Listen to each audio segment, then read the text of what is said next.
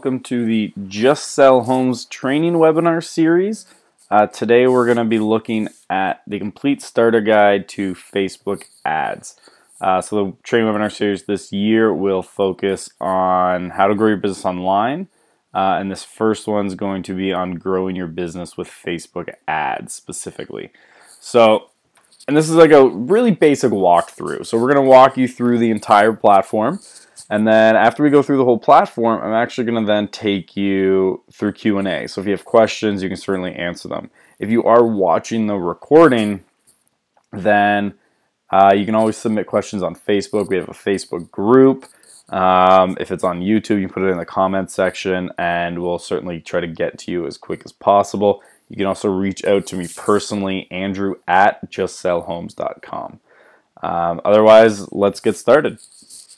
So you can go to the easiest way to get here. You can go through your personal profile, or you can just go to facebook.com/ads, which now reroutes you to facebook.com/business, and you come in and click on create ad.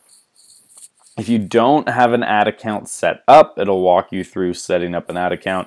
Otherwise, it'll take you right into your ad account. I believe this will take me into an old ad account of mine that I don't use anymore because I use Facebook Business Manager, so it's a little bit different now.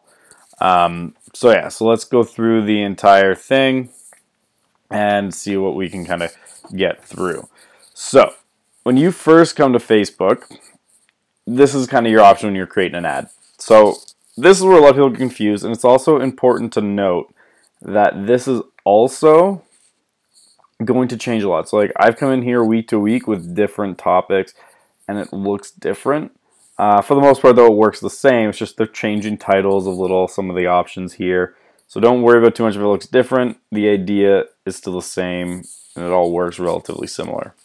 So first off, just to let you know, you'll probably never use app installs. So don't worry about it. Like some agents do have apps, but for the most part, I say ignore them. Don't worry about it. Just keep going. Same with product, catalog sales, and store visits. These ones, in real estate, you never really need to use them. So you can just ignore them for now. Don't worry about what they do. You can also do these ones: brand awareness, local awareness, reach. For what you're getting, I never use them anymore. I have tested them, but they're not great, to be perfectly honest. There's better options available to you. So don't worry about these too much. They're there if you want them. Like if you want to run a like campaign to get more people to like your page, you could, but I never run like campaigns. I personally think they're basically a waste of money when you could be better spent on other things. I know some experts would disagree, but I'm happy to debate them on that if they ever want to. So the first one, which is kind of the most common, is the traffic goal. So this is just you're sending traffic to somewhere, generally off of Facebook. You could be sending them to the Messenger platform, but I'll talk about that more when we actually get to that section. But on the traffic section, it's like you're going to send them to a landing page. So say, just as a hypothetical, the ad was a home valuation ad. Well, we're going to send them to somewhere through this. Another option is engagement. This is kind of like boosting a post. So you always hear people talk about boosting a post. If you're going through your business page and there's a little green button under a post that says boost post, I don't recommend using that. The options available to you aren't great. You have less targeting options, less capabilities overall. So personally, I would just skip it. But what you can do is come in through here and boost it this way, and you get more targeting options and just more options in general for you. So you can really get a really good sense of what you can do. So if you're ever going to boost a post, come in through the ads manager and boost it this way.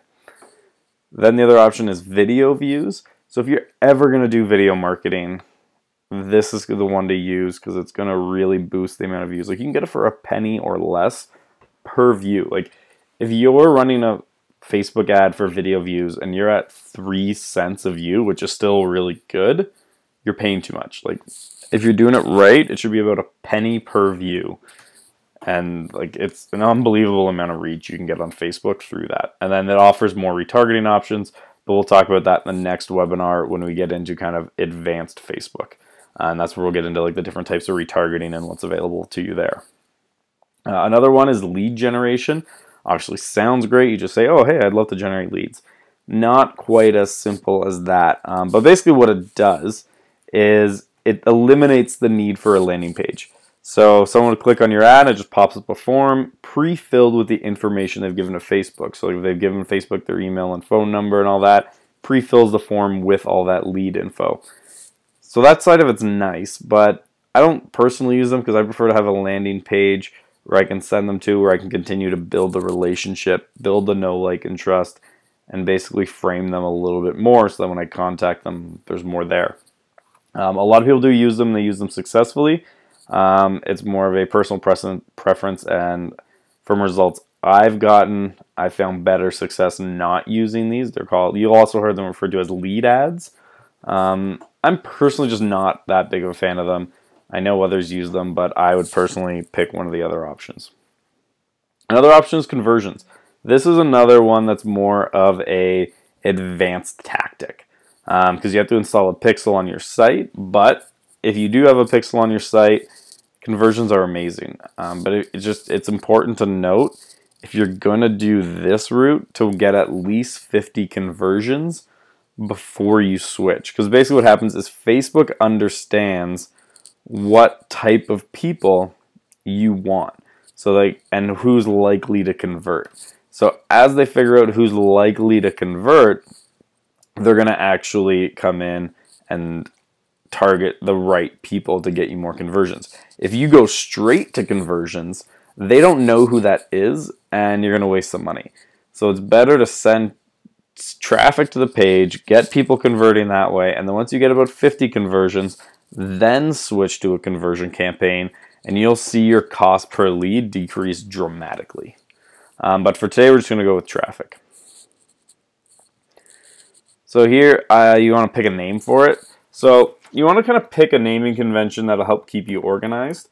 So what I normally like to do is do something like, it's a seller ad, and we're doing a home evaluation, and it's January 2017 as an example. So we'll do continue, and we'll come into this part. So if you have saved audiences, they're going to show up here, but we'll get more into that in the next webinar. And this part here, always pick website or messenger. You're not advertising apps, so you don't have to worry about that. And then I'll explain the difference between the website or messenger again later on when you're actually picking where to send them. So here, we're going to create new, and we're going to go through and pick things. So first, we're going to pick the area we want to target. So I'm going to start, say, with my town. So I live in Aurora, Ontario. So now we're going to pick Aurora. Well, that does automatically picks everyone within a 25-mile radius of Aurora, which is huge. I don't you probably wouldn't work all those areas. I realize some people do, but that's a lot of area to cover, and 2.9 million people that are being targeted right now. If I'm doing it this way, I can drop this down to 10 miles.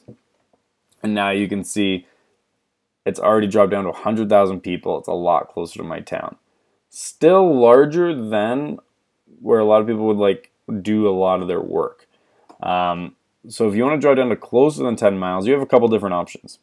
You can first go by postal code. So I could say, okay, I know that the first 3 digits of the postal code is that. I can drop it in. If you have a zip code, it works the exact same as a postal code. Just in Canada, we call zip codes postal codes. Zip codes, you can go exactly to the entire number. In Canada, with the postal code, you can only do the first 3 digits. And you can do multiple zip codes. Like I could do another one.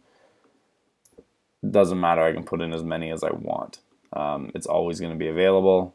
And then it's like right now, theoretically, I would never actually run this ad, but I could target these 2 postal codes specifically. That works really well for like city centers where there's a ton of zip codes within it, or postal codes within it. But when you get to somewhere like Aurora, it's the entire town. So you got to see if that's worth it, how you want to do it or not. So there's that route. The other route is if you click on drop pin and drop the pin down, it defaults to 10 miles, but now that you've dropped it, you can actually drop it all the way down to a 1-mile radius. So you can see here now I could target, now this is actually just happened to be where I dropped it, targeting a bunch of different neighborhoods, but I could say move this pin over here and just target this one neighborhood. So now I can do like a very specific campaign, and that'll obviously be a lot more effective. So I definitely recommend doing that. Get as much as you can. Drop those tags and get very, very specific with your advertising. I mean, it's an incredibly powerful tool because you can get so specific on an area. It's also important to note this little button up here. So right now I'm targeting everyone there. Everyone who goes into that circle, I'm going to be targeting with an ad. But it's real estate. Not everyone in there is actually going to buy. So one of the ones that you can do is everyone who lives here. Because when you do, so that drops it down to too small, so we can bring up the targeting a bit. So right now we're doing everybody who lives in this area. That's probably a bit more than I want to do. Say, okay, so everyone who lives in here, I want to target. That means they actually list this area as where they live. If I went to recently, it's just anyone who's recently been there. And then I can do people traveling in. So if someone's visiting from 200 kilometers or more away, then we can get them in that way too. That's really great for like recreational people. If you worked in this area, not as good as like people visiting relatives, things like that. So for the most part, especially when you're targeting sellers, you want to go people who live in this location. And then you want to choose the age range. This really depends on the ad you're running. Because like I'm in theory building a home valuation ad, I only want to target sellers. I know in this area, most people who sell are going to be definitely over 30, 99% of the time. And there's an argument to be made to putting it up even a little higher, but we'll put it up to 30 right now. So we can keep going now. You can see you have the option like men and women. I normally leave both. I will tell you though that on average, most of conversions seem to come from women. I'm not sure the reason for that, to be perfectly blunt. But generally speaking, I find women convert at a higher rate than men. But they're both there. So you can definitely do, and this isn't like a sort of thing, so like I'm a guy running it to women or a women running it to men. I've never noticed a difference in that sense. Whether it's been me running it to a man, me running it to a woman, there's been no difference that I've noticed on that side of it. It's just straight on every type of campaign, whether it's running on behalf of me, running on behalf of a male client, running on behalf of a female client, or running on behalf of a team that has male and female. The only consistent has been that women are consistently the ones to opt in. Depending on your area, you might also want to look at languages. So you can take a look at, I want to only target people who speak English, because maybe I only speak English. But if you're in an area, like especially more downtown Toronto, maybe you want to avoid people in languages that you don't speak. So you only want to target people who speak English. But, for instance, I speak French, so I could add French in there. And then maybe I want to do a French language ad. Like if you speak Italian or Russian or Mandarin, like you can run ads in a specific language and then just target people who speak those languages. It's a really effective thing that you can do if you have that extra little uniqueness that you speak and can service different languages. Now you get into the part where people always have the most questions, and often where people really tend to overthink a lot of what they're doing is in the targeting. At its base, like you can target interests, but interests are actually not as effective as people realize, because it's not incredibly accurate. Like for instance, I got targeted for ads for like merchant vessels, like buy a giant shipping boat through like CAT, the huge company. And it's because of my interest in merchant vessels. Well, I have zero interest in merchant vessels. I don't know how Facebook thought that. I've also been like told that, my church's website needs an upgrade and I should get a new website for my church. But the way it framed it was not that I just like as an attendee at a church, but like it was my church. Obviously not the case for anyone who knows me. Like that's not something that would ever come up. So I'm not sure how that one got targeted either, but these things happen. So new interest-based targeting, not as effective. Again, depending, like if you're in a recreational area, interest-based is more important. But we can talk a bit more about that in a bit. In terms of like if you're a suburb city, it's better to go demographic-based, I've found.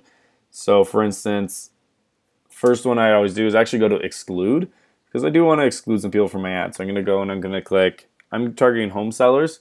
Well, most people who own a home aren't single.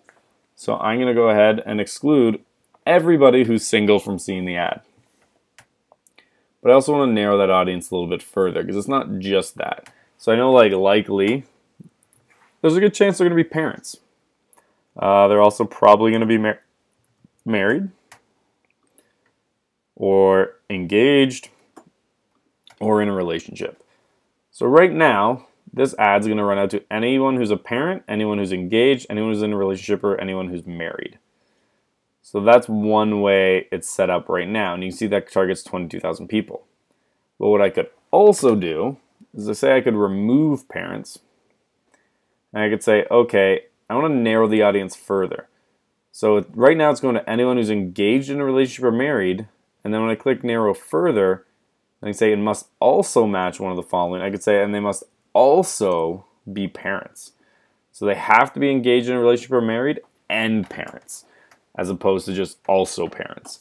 So it's kind of you can really get specific with the type, and you can keep going as far as you want with the difference. Like I could narrow further again and be like, I want people engaged in a relationship or married who are also parents, who are also fans of the Toronto Maple Leafs, hypothetically.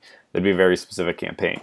But you can get very, very detailed, and that's where it's important to know exactly who your audience is.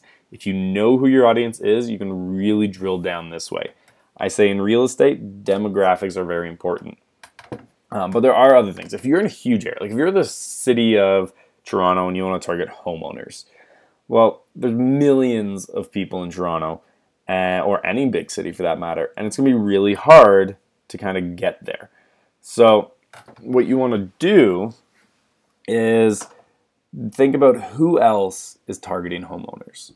So as an example, Home Depot. Home Depot is going to run ads, and most of their money is going to come from homeowners. They don't want renters as much because renters aren't the ones doing renovations and things like that. So it's homeowners they're going after the majority of the time.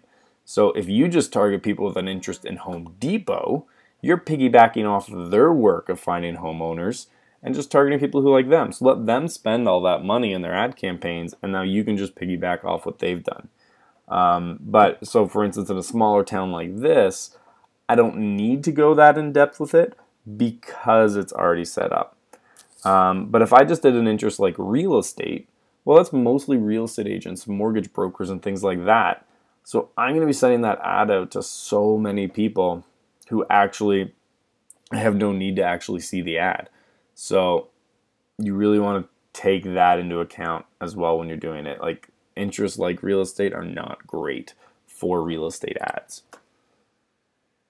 Then you come down and you can say, okay, I can add a connection type. There's a few options here, like you can come here to Facebook page and you go people who like your page. Again, I don't do page like campaigns. I don't care about page likes personally. I mean, if you have 0, then sure, you probably want to get a couple page likes. Otherwise, whatever. Don't worry about them. Friends of people who like your page. Similar, it's better than running page likes because what happens here is it actually shows it to people who are friends of people who like your page with an endorsement from the friend. So for instance, if I like a company called Socking Behavior on Facebook, which is like a Sock of the Month club. They ran ads to my friends saying Andrew Fogliato likes Socking Behavior. So to my friends, that's like a bit of an endorsement of the product from me. So you can run ads to people showing an endorsement from you. So like if real estate agents, other agents in your town like your page, you can actually run ads to their friends saying that they like you. Whether that's an effective ad spend or not, it's hard to say because I mean, maybe their friends, their friend list is small enough that there's no one who would ever not work with them. So maybe it's a waste of money, or maybe at the same time, you know, they're just liking everyone in the community and it's an easy way to get it. It's kind of up to you. You can also exclude people who like your page, but I don't generally do that either. I actually generally just leave this part blank, but these options are there for you if you want. And then you can also save the audience. So if you're happy with how it is, you could just say, okay, I want to save this, and it would save this exact setting. And then when you go to create an audience next time, you just grab it from the save audience, drop it in, and you're good to go. When you get into placements, there's a lot of different things here you can do with placements. So you can come in and edit your placements. This is what I always do because I don't like it having go everywhere. One option you can do which isn't checked here, is you can actually send messenger ads, so the ads will show up in their Facebook Messenger. Advantages and disadvantages to this. I wouldn't use it though. It only really works for people who have messaged your page before, and it'll run an ad to anyone who's messaged your page before. Most agents don't have enough volume of messages to their page to make that worth it. Normally, you're getting a couple a day at most. At that point, it just makes more financial sense just to get on your messenger and message them personally. If you're getting hundreds of messages, then sure, makes great sense. I think this is more meant for like huge companies who get hundreds and thousands of messages a day. For most real estate agents, it's not a placement you would ever really need. Audience Network, I always turn that off. You get a lot of clicks with Audience Network, but a lot of them are like accidental clicks. It's like coming through on, it's like an app, something pops up with your ad, and they go to hit X on it to get rid of it, and their fat finger missed the X, and it happens to me all the time. I accidentally click on ads. I got big fingers. It happens. And I'm sure it happens to a lot of other people. So I get a ton of clicks, but when I switch to conversion and leave Audience Network on, all these people are clicking or doing anything. So it's a waste. So I personally turn off Audience Network most of the time. Same with Instagram. If my goal is lead capture, I turn it off. Instagram is great for branding, but from a lead capture perspective, I've never found it to be terribly effective. So I often recommend turning that off. Then if you click on this little drop down arrow here, it brings you some of the other options. Right column, those are the ones that would show up here when you're scrolling around. I also don't really like those. They're not bad. I mean, they're worth testing from time to time. The odd campaign I've done has gotten results that way, but most of the time, it's not been great. If I was running a video ad, I could actually have these placed here, which would mean that like in the middle of someone else's video, they might play if they have that turned on. They have to have that set up on their videos, and then they would just it's basically like having a commercial run, and yeah, they keep part of the revenue if it runs during their video, similar to how YouTube does it. But it's only there if you want it. Then there's instant articles. If you know what an instant article is, it's based on mobile. So someone is scrolling through Facebook on their phone or their iPad, and there's a little article with a little lightning bolt down in the corner. They click on that, it instantly loads onto their screen, and they can read it right away. That's an instant article. It doesn't make them load a web page. You can run ads in the middle of these. I haven't tested them too much. It's a relatively new placement for ads, so I can't tell you one way or the other officially stats behind how well it works or not. Anecdotally, from me using Facebook and reading a lot of articles, I've never once clicked on one, and I don't even look at them. I just keep scrolling through the article. I clicked on the article to read it. I'd rather read the article than go through an ad. But I don't know if that's just me or that's a broader trend that a lot of people are seeing. But I think instant articles will be worth testing, and I will test them out in the near future and see how they do. And we'll see. I'll report back if I find that it's worth it. Otherwise, I think for now you're pretty safe turning that off. Right now, this ad is only running in news feeds, which I absolutely love Newsfeed ads. They work really, really well. They're definitely worth it. They, for the most part, get double the amount of clicks and conversions as a right column ad. They blow Instagram out of the water, and same with Audience Network as well. You don't have to go too much into the advanced options. Like you can choose okay, I only want this to go out to Apple users or Android users, things like that. For the most part, again, you don't need that. If you have a very, very targeted customer persona, like a buyer persona or customer avatar, maybe you want to get into that because I only want to reach certain Apple users. Maybe it's a thing, or maybe you have a very specific system set up for your clients, and it only really works with people on Apple for some reason. You could get into that. I don't do anything with that. 99% of the time, I don't think agents would ever need it either. But it is there if you want it. Otherwise, just ignore it. Moving into budget. There's a few things here. The default is $20 a day. You don't need one that high. Certainly can if you want. It'll perform better, generally speaking. You can go down to $5 a day if you want. When you're sending traffic, the minimum you can do is $5 a day. And then you can either have it run continuously, which means it's going to keep running until either your credit card budget is out, or it'll just keep running until you go and turn it off. You can also set a start and end date. So you can come in and be like, okay, it's running today, and I only actually want it to run for, say, the end of the month, so I'm only going to have it run to the end of the month. So it's going to run for 7 days for $35. So you can see here, at that budget of $5 a day, I have a potential reach of 7,200 people, and at this budget, I'll potentially reach 250 to 650 of them each day. The reason I can't tell you an exact number is because there's so many factors that go into what they're charging you, which get a little bit more into in the advanced webinar, I think. The other option is a lifetime budget. And it's one point important. If you start building a daily budget, then just go, no, I want to do a lifetime budget. And you switch over to lifetime, it changes your price automatically to $350. So make sure you don't like build a whole thing and then switch to lifetime and not come back and change the price. Because if you do that, then you're gonna have issues. So definitely pay attention to what's priced here. I mean, I'll be honest, one time I accidentally spent $350 over 24 hours to promote an open house. That was a long time ago. It's a very well attended open house that got a lot of attention, but I meant to spend about $50, and then when I went from daily to lifetime, it reset and I didn't notice. It's happened once, unfortunately. But learn from my mistake. Always make sure if you switch it from daily to lifetime that you see it there. You come down here, you don't need to play with any of this. Like, don't play with optimization for ad delivery. Don't play with the bid amount. Just leave that as is. Same with when you get charged. Leave that as is. The only one you might want to change are ad scheduling.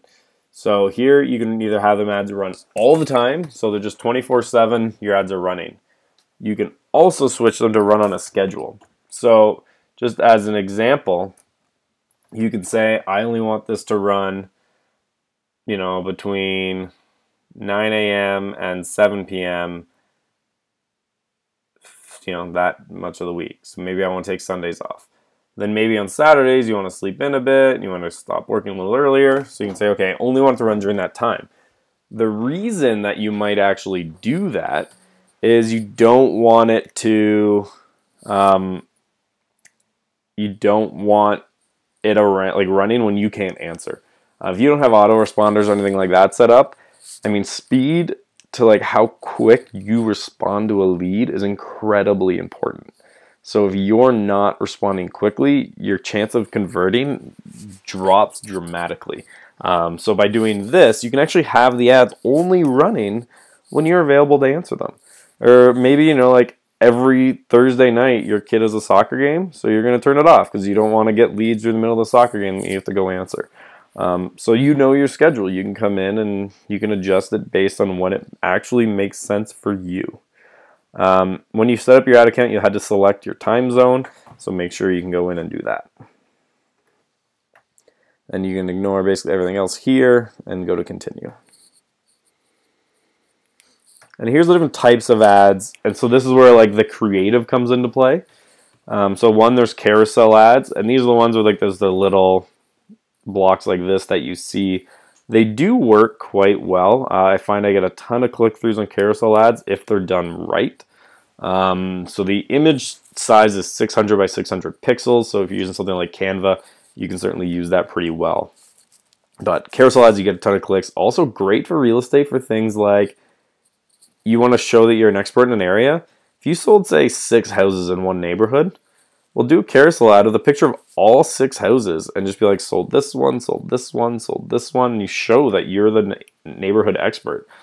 Same if you have a lot of great listings. Like if you're carrying 6 listings, advertise all 6 at the same time. Stack them together.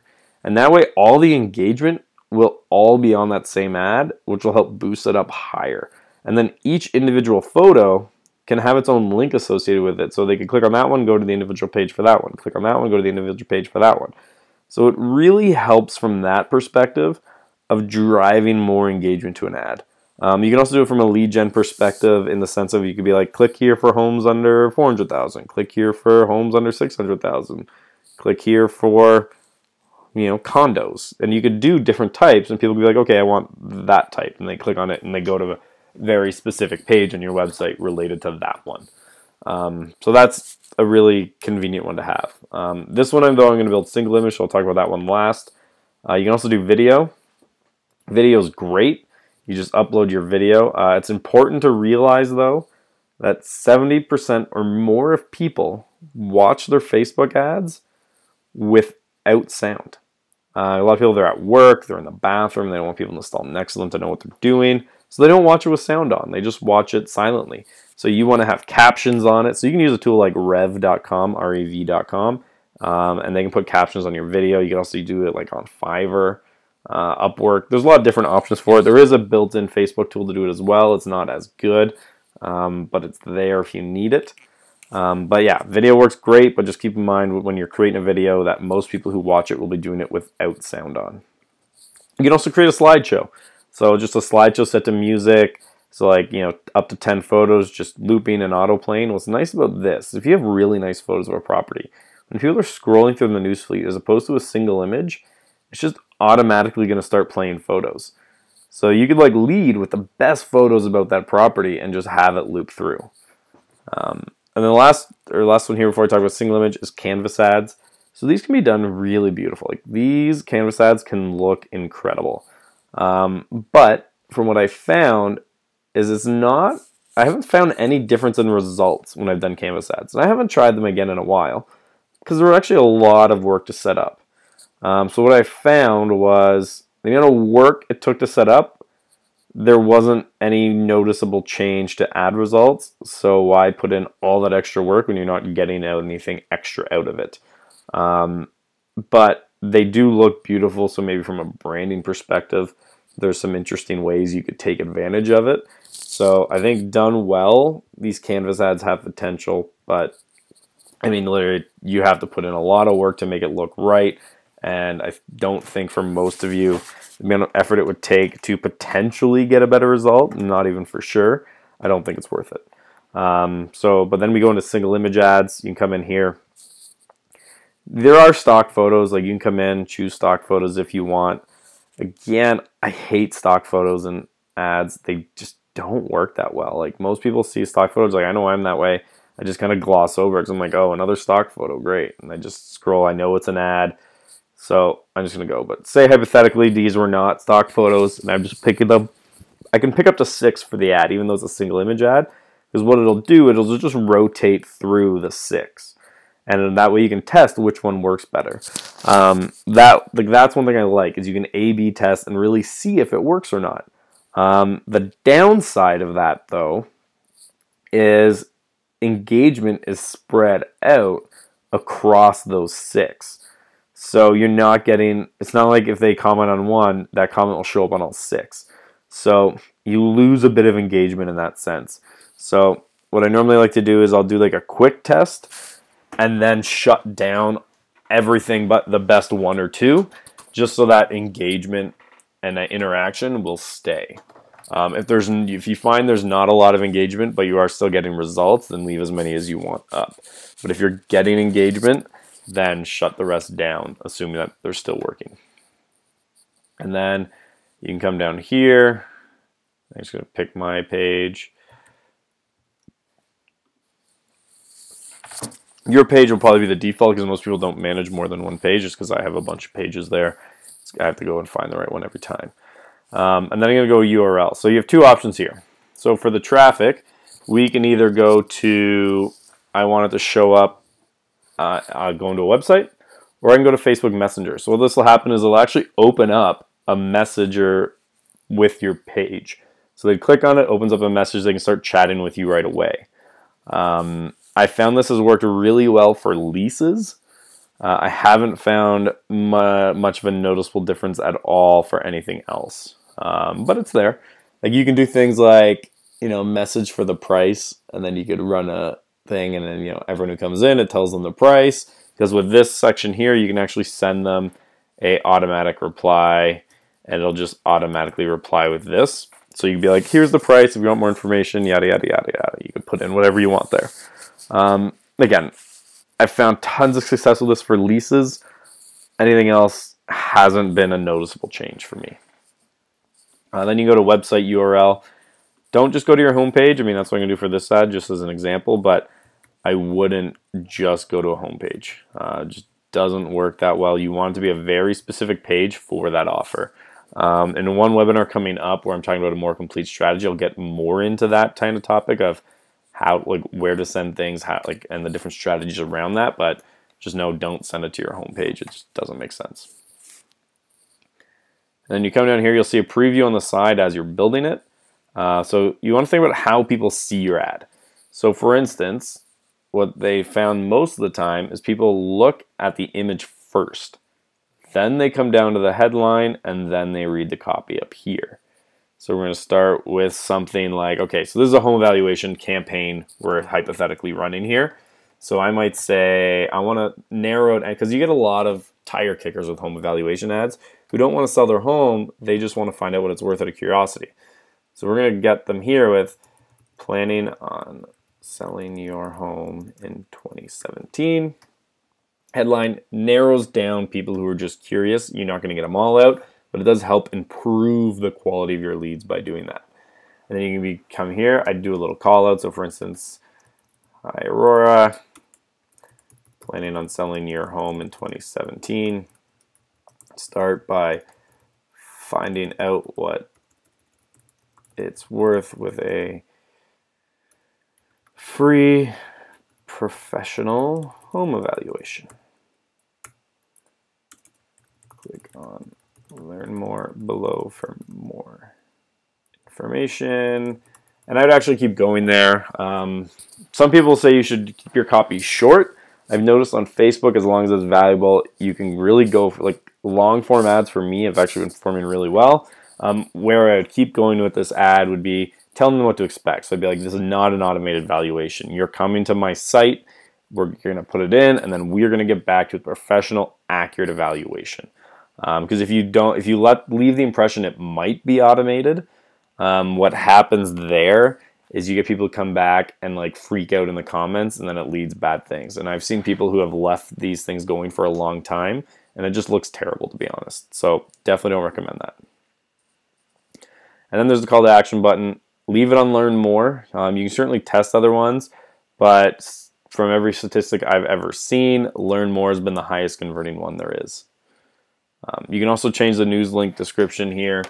So you could do, and this is just what shows up underneath a little bit here.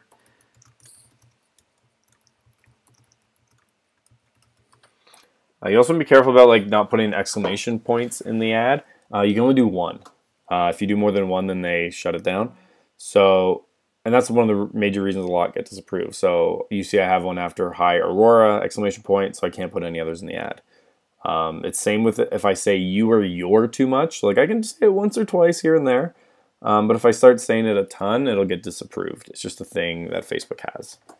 Then display link here will actually change what shows up here. So for instance, say this was like slash, home evaluation slash seller slash whatever. It's really long. You don't want that to show up. You can just change it here to justsellhomes.com/home evaluation. And now it's going to be a nice clean one that's going to show up on the ad. Or if you're using something like lead pages, your URL might be justsellhomes.leadpages.co. Well, you want to take out the .lead pages, so you could take that out and have it just so as justsellhomes.co/home evaluation. So you basically take the ad, the link that's going to go and show, and just make it look a little bit better for display purposes. Where we are, we don't have to look at URL parameters right now. That's more like next level. Like, it's not even going to be in the advanced webinar. Don't worry about URL parameters. It's like next level kind of Facebook ads, which for most of you won't need. If you have a Facebook pixel set up, they'll be here. We'll talk again more about Facebook in the advanced webinar that'll be coming up. So now that you're done, again, you want to give it a quick review. Make sure there's no spelling or grammar errors. Make sure you like how it looks. You can come up and look at the different versions or the ones with the different images, see how it looks. And when you're happy, you just come and you hit place order. So that's how you use the Facebook Ads Manager. It's pretty simple once you get used to it. It's incredibly powerful. Again, the next one will go really in depth on like pixels, custom audiences, and things like that. But at its base, it's an incredibly powerful tool. It's definitely worth it. We are going to take questions, and I can see there's already quite a few that are lined up. Before we go, though, I'll talk to you a little bit about the webinars that are actually coming up. So this year, I'm actually launching my webinar series. So it's going to be about all around learning how to grow your business online. So we're going to cover everything you need to know, and I'll show you the topics in a minute, but it's going to be really in depth, and the goal is just to really show you the right way so you're not wasting time, you're not wasting money. And there's also a lot of different ways you can grow your business online. Like there's direct response marketing, there's content marketing. Like there's so many ways that work. It's similar how like some people might grow their business with cold calling, some might do it with door knocking, some might do it with geofarming. There's all versions of that you can do on Facebook. So we're going to look at what those are, and we're going to go over them in depth. So what's included in the webinar series? So there's going to be minimum one webinar every month. And that'll be 1 hour of content similar to this one, and then an hour of open Q&A. It's not always going to be an hour. It's just going to depend on the questions that come in. Sometimes that might be 10 minutes. Sometimes that might be the full hour. But that one webinar a month is guaranteed every single month. And then we're also going to be kind of, as we find special guests, we're going to have them come in to do webinars as well. I've talked to Seth Price, if you know who he is. He's a really smart guy in real estate.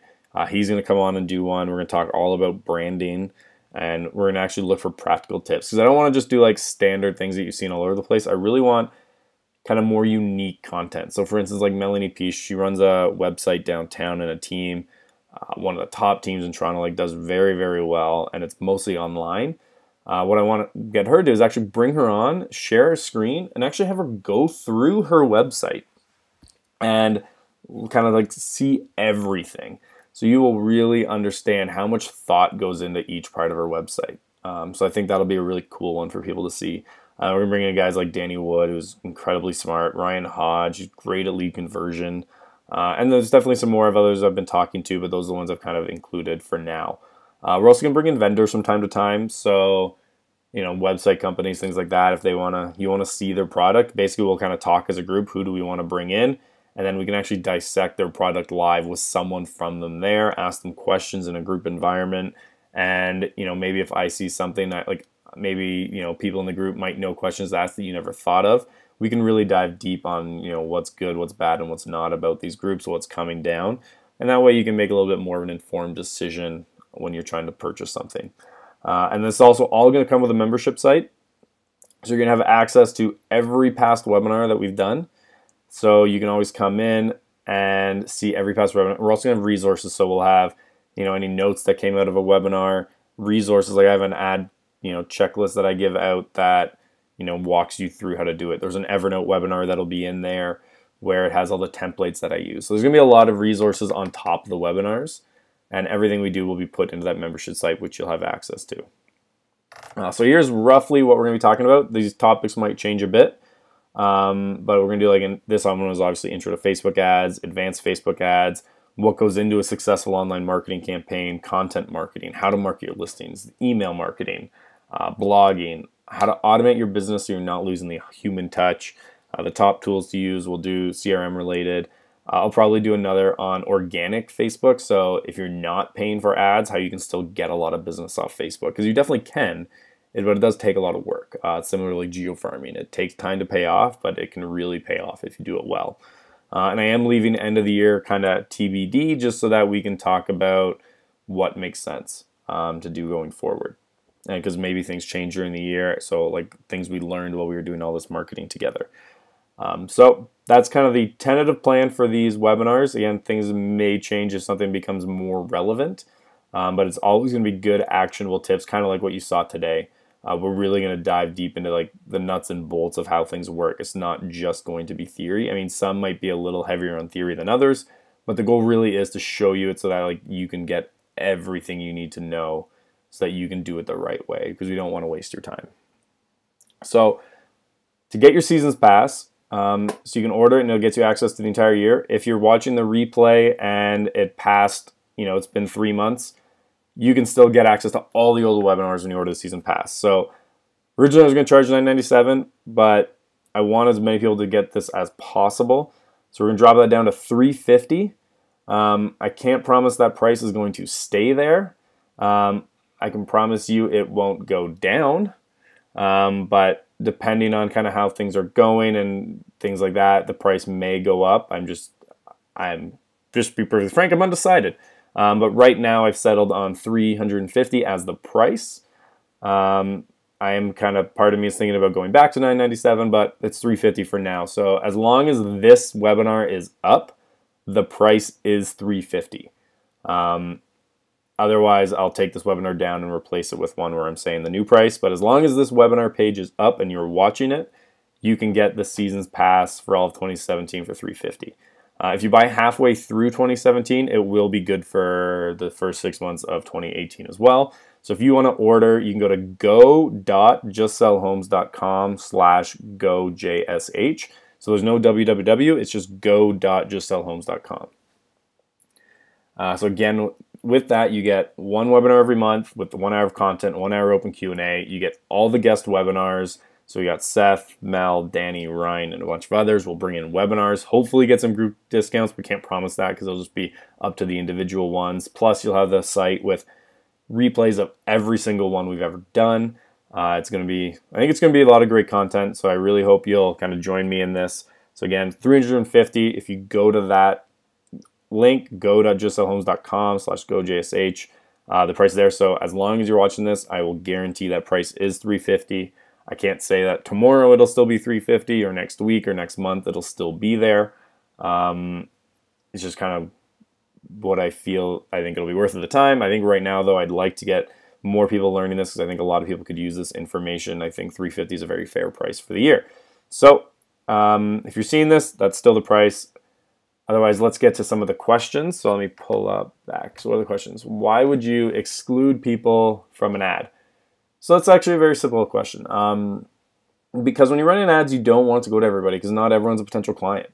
So like if I'm selling, a studio apartment, I don't want to sell it to a family because a family's not going to buy a studio. So I'm going to exclude parents and like children because they're not going to buy that. On the other hand, if I have a 5-bedroom home, I don't want to target single people, so I'm going to exclude single people. So I'm really drilling down on who are the likely buyers of this property or who is the likely person to opt in for this. So like if I have because maybe I'm working divorces as my niche, hypothetically. I'm not going to target single people with, how to sell your matrimonial home. I'm only going to target the married people, and I'm going to exclude everybody else. So yeah. Why shouldn't I boost a post? It's just there's not a lot of options available to you. So like I talked about it a bit in the webinar. If you just click boost post, there's so much you're missing in terms of targeting options. So I never do boost post. It's a waste. The only advantage of hitting boost post is speed. So if speed is an issue, then absolutely. Otherwise, always going through the ads manager. Thanks for the webinar. Great job. Okay, here's a question. Okay, difference between a landing page and a lead page? Nothing, kind of.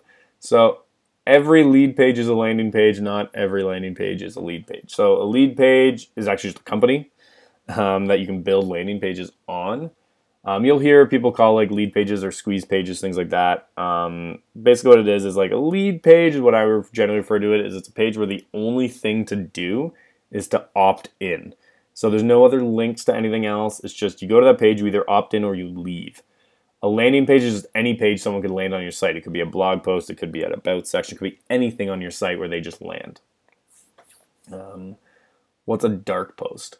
Dark post is what a lot of these ads are. So if I place one of these ads and you went to my Facebook page, you wouldn't actually see the post. The only people who see the posts are those caught in the targeting. And that's why they're so effective, because you can make it so it speaks so specifically to everybody who sees it.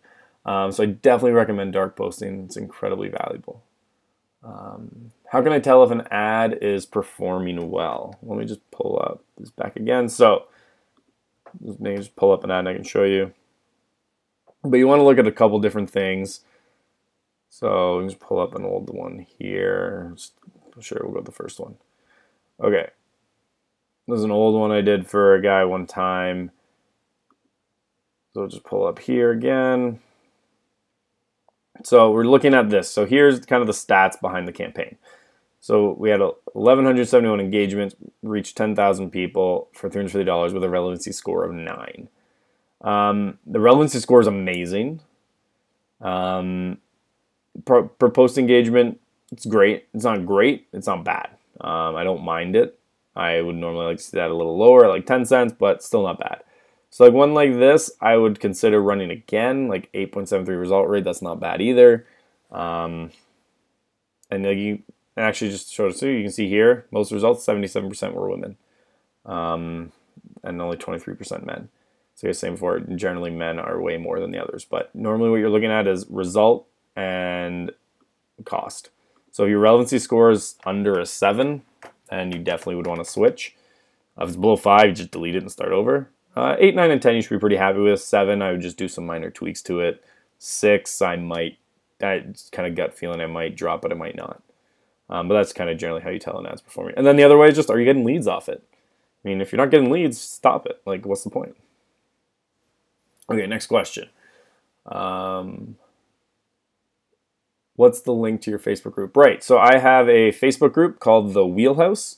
So I'll put it actually in the link in the chat, and if you're watching the replay, I'll put it in the description of the video so you can watch it there. But if you go on Facebook and just search The Wheelhouse is 2 words, so it's 3 words with the in there as well. Or you can just add me, Andrew Fogliato, on Facebook, and then tell me you want to be in the group, and I'll send you one to come into the group. What's the link to order? Oh, it's right there on the page. So again, go.justsellhomes.com/gojsh. Yeah. So yeah, there's no www. That's the next question. Can we order a group for it? There are brokerage packages available, and discounts kick in once there's like 10 people or more buying through a brokerage. But it's got to come through the brokerage. Otherwise, this is the price for now. Won't go down, but it might go up. I'm undecided. Is $5 a day enough? Yes. $5 a day is enough for some campaigns. You just want to test it. I've had campaigns where I've run $5 a day and it wasn't getting great results. I upped it to $10 a day and it started getting results again. Just because it got to more people. But $5 a day is good. It's a good way to test an ad and see like what's your relevant score coming after it. So like what I like to do sometimes with like a new campaign, I'll run it at $5 a day, see if it's working. And once I see that I'm getting results, I bump that ad spend quite a bit. Kind of budget would I recommend? Depends entirely on the ad. Like if it's just listed, just sold, is it a lead gen campaign? I'd really need more information than that, but most of my clients, I'd say overall, spend about $500 a month on Facebook ads. I got some who are down at $300. I have some well over $1,000. It works really well. It's just kind of what do you want to spend? What kind of results do you want? How do you exclude agents? All right, let me pull up this again here. So let's go back to create ad quickly, and I'll just zip through the first part. I can just go to continue this one again. So when I'm picking my audience, so in the interest here, I'd go to exclude. So you have a couple options for excluding. Like you could do like realtor as a job title. Problem with that is most people don't like, agent. Like there's so many different ways to list that you're an agent. You can say I'm a broker, sales rep, broker record, realtor. Some people even put like all the things you're not even supposed to put, like consultant. Like there's so many different ways to list it. Then you go, okay, I could put employer, so everyone who works at Remax. But then not everyone just lists Remax. They might list like Remax Hallmark, Remax West. They could be like KW this, KW that, Royal LePage this, Royal LePage. Like there's so many different ways you can list it. And then a lot of them do it at their own business page. So it's like every single agent might be working at their own business page. So you can't effectively target everyone that way. So how I do it is I exclude people based on interests. So what interests do agents have that no one else would have? So I could be like Inman News. If you like Inman News, you're a real estate agent or a real estate vendor. Tom Ferry. If you like Tom Ferry, same thing. Or Mike Ferry. Or maybe Brian Buffini. Other things that the public's never going to like, Rico. Or whoever the regulatory body is in your area, or the boards, or the association. Like, You could do the Canadian Real Estate Association, the National Association of Realtors. Like, you can go all these different groups and think about what would an agent like that nobody else would, and that's how you exclude them most effectively. No matter what you do, you'll never get rid of every single agent ever, but you can get rid of a large majority of them. How would I pitch all this to a client in a listing presentation? Okay, so again, depends on what you're telling them and what you have set up. Like if it was me, like I would be talking about, okay, so like we'll do a slideshow at the beginning and a video and really blast it out to as many people as possible who are likely buyers, and it's going to be hyper targeted to the most likely buyers. Then we're going to talk about retargeting with them. So I would do something like, have you ever been shopping on Amazon and looked at a pair of shoes and then gone back to Facebook and seen an ad for those very shoes? Well, that's what we're going to do with your property. So we're going to take your property, and anyone who visits on the site will set up so when they go back to Facebook, they're going to see an ad for that property again. So we can do a lot of things like that. And you can even do a little bit more creative. You could be like, anyone who looks on my property for homes under 600,000, when they go back to Facebook, they're going to see an ad for your property. You can absolutely do things like that. Thank you. Good job. Great. Just signed up. Okay. Oh, there's a question. Okay. Oh, can you share the link to register again? Yes. go.jusselhomes.com/gojsh. Text rule with images. Oh, okay. Yes. So there was a rule for a long time that you couldn't have more than 20% text on an image in a Facebook ad. Technically, that rule is gone. It's not there anymore, but that's actually a good thing. I do still follow it though, because what happens if you put more text, they'll just charge you more money. They want less text in general, so while that rule is gone, the more text you have, the more it costs and the less people who see it. So for some ads, it makes sense to go bigger on text, but for the most part, still generally follow that 20% rule. Good place for ad training. Me? You can do this webinar. There's the one coming up next. I also do private training. If you want, you can certainly reach out. It's $150 an hour, and I'll basically do like walk you through share screen or depending on where you live in person, and we can do it that way. Online resource, there's John Loomer. Jon is his first name. Second name is Loomer. He's great too. There's guys like Dan Henry. There's a ton of guys out there who great at Facebook ads you can learn from. And you just Google it as well too. There's Social Media Examiner. There's Katie Lance. Tons of different resources out there if you want to learn Facebook ads. Good job. Thank you. Can we just hire you to do it for us? Yeah. That is a service Just Sell Homes provides, so we do manage it for clients. The basic management package though, we only now do it in specific situations. Long story. It really just depends if you're the right fit. And like things that you're doing already would work with it, but that's something we can talk about. But I'm not going to pitch it here, so just send me a message privately or email me at andrew@justsellhomes.com and we can talk more about that. Thank you. Great info. Okay, thank you. Okay, link to your Facebook group. Again, just go on Facebook, The Wheelhouse. It's 3 words, The Wheelhouse, and you can find it, and it's there available. How does retargeting work? So it's pretty simple. Once you know how it works, you just grab a piece of code called the Facebook Pixel, which is unique to your ad account, and you place it on a web page, and so you have it across your entire site. And then anytime someone goes to your site, Facebook basically puts a cookie on them, and if they go back to Facebook, now Facebook knows it's them. But we'll talk more about that in the next webinar. Where do I find the Pixel? That is in, let me pull it up. So I would come here, and where it says Ads Manager, click on that and put it in here. Because it's frequently used, it says there, but you can just click on All Tools. And it's going to be over here. You go to Pixel, you set it up, and you'll either be able to copy it. The other option is they give you is to email it to someone. So like if you have a web guy, you can just email it straight to them and ask them to install it for you. Can you put the link back? Oh, yes. There's a link. So yeah, so again, like I was mentioning, it's $350 right now. I don't know how long that price will stay. I doubt it'll go up to $997 again this year, but I'm thinking about putting it up to about $500 or $600 because I really I was thinking about doing this for free too, to be perfectly honest. But I find that when I do free trainings, people don't actually commit to doing a lot of the things we're talking about. And if I'm going to spend my time creating all this content, I would rather have people consuming it who are actually going to take action. So I thought that $350 was a good price to kind of get people who are willing to put in the work. Depending on how it goes, I might raise it, I might raise it again. But $350 will be the lowest it'll ever be, except for if there's like early bird discount to renew for the next year. If you're a broker and want to talk, then certainly reach out. But yeah, please go to go.justsellhomes.com/gojsh to sign up. It's going to be a lot of fun this year. And again, some of the topics we're going to have are, introduction to Facebook ads. We're going to have advanced Facebook ads, what goes into a successful campaign, content marketing, listings. There's a lot of topics that we're going to talk about.